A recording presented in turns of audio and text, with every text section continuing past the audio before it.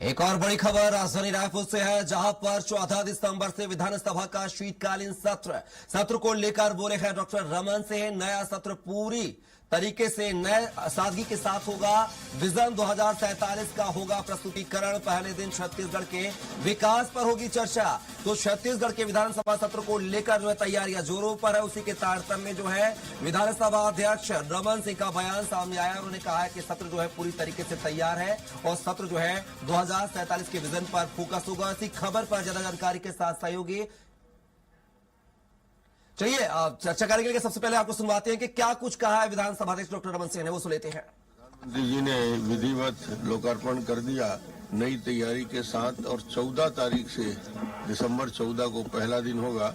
और पहला दिन एक नया प्रयोग भी हो रहा है, विजन 2047 उसका प्रस्तुतिकरण होगा।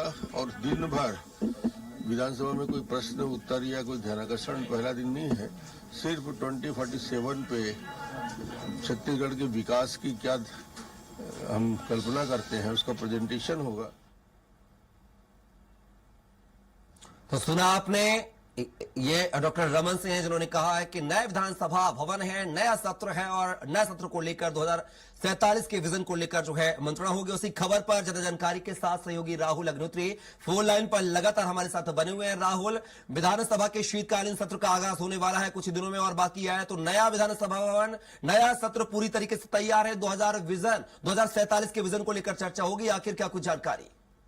जी कपिल, देखा जाए तो इसे लेकर के जो डॉक्टर रमन सिंह है विधानसभा अध्यक्ष, उनके द्वारा साफ तौर पर कहा गया है कि जो आगामी शीतकालीन सत्र होगा उसको लेकर के तमाम तरह की तैयारियां की जा चुकी हैं और सरकार की ओर से विजन 2047 का जो रूपरेखा है वो यहाँ पर रखा जाएगा। और विधानसभा के तमाम सदस्यों के बीच में जो विजन 2047 है छत्तीसगढ़ के परिप्रेक्ष्य में उस पर चर्चा की जाएगी। छत्तीसगढ़ में किस तरीके से विकास किया जाना है, कौन से शहरों का किस तरीके से डेवलप होगा, साथ ही सस्टेनेबल डेवलपमेंट के साथ साथ जो छत्तीसगढ़ की आबो हवा है उसे किस तरीके से सुरक्षित रखा जा सकता है, संस्कृति किस तरीके से सुरक्षित रहा जाएगा, पर्यटन और अन्य तरह की जितने भी बिंदु है सब पर विस्तार पूर्वक चर्चा किया जाएगा।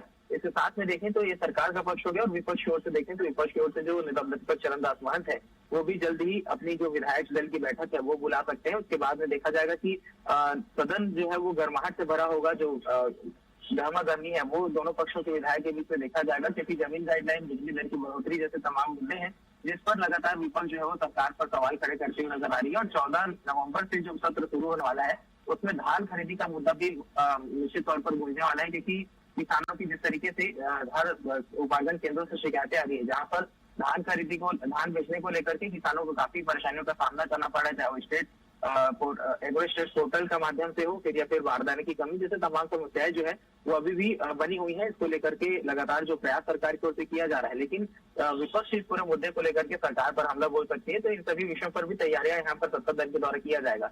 तो देखा जाए शीतकालीन सत्र से पहले पूरी तरीके से तैयारियां पूरी कर ली गई हैं और विधानसभा अध्यक्ष डॉक्टर रमन सिंह के द्वारा जो जानकारियां दी गई हैं उसके आधार पर समझा जा सकता है कि अब कुछ ही क्षणों बाद जो विधानसभा का कुछ ही समय के बाद जब विधानसभा का सत्र लगाया जाएगा तो वहां पर सवाल जवाब के साथ साथ दोनों पक्षों के बीच सामंजस्य बनाते हुए जो डॉक्टर रमन सिंह है वो अपना दायित्व का निर्वहन करेंगे। जी राहुल, बात की जाए छत्तीसगढ़ में विधानसभा का सत्र जो है शीतकालीन सत्र होने जा रहा है, लेकिन अभी हाल ही में देखा है जिस तरीके से कांग्रेस जो है जमीन के रेटों को लेकर जो बढ़ोतरी की गई थी उसको लेकर कांग्रेस ने तो सवाल उठाए थे, लेकिन कहीं ना कहीं रायपुर से सांसद ब्रजमोहन अग्रवाल ने भी उन रेटों को लेकर जो है सवाल उठाए थे, पत्र लिखकर सीएम से जो है पूरे मामले को लेकर मध्यस्थता करने की बात कही थी। तो क्या लगता है ये विधानसभा का शीतकालीन सत्र जो है वो हंगामेदार हो सकता है क्या इस मुद्दे को लेकर भी?